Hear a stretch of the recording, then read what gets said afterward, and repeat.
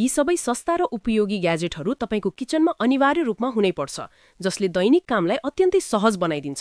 पहिला video like गर्नुहोस्। यो हो तेल फिल्टर चम्चा, जसको सहयोगले तपाईँ सजिलै तरकारीमा भएको अतिरिक्त तेललाई सफासँग अलग गरेर निकाल्न सक्नुहुन्छ।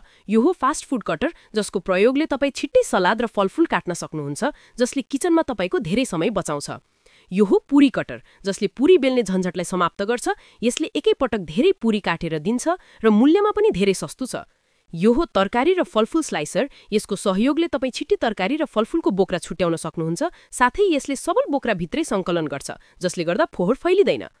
यो सिलिकन डिस्क स्क्रबर, जसको सहयोगले तपाईको हात फोहोर नभई सजिलै तेल लागेका भाँडा सफा गर्न सक्नुहुन्छ। यो हो मिनी इलेक्ट्रिक चपर, जसको प्रयोगले छोटो समयमै धेरै तरकारीलाई ससाना टुक्रामा काट्न सकिन्छ। यो हो हातले प्रयोग गर्ने पकौडा मेकर, जसको सहयोगले तपाईँ छिट्टै धेरै पकौडा सफासँग बनाउन सक्नुहुन्छ। अब यी मध्ये कुनै ग्याजेट मन परेमा कमेन्ट र शेयर अवश्य गर्नुहोस्।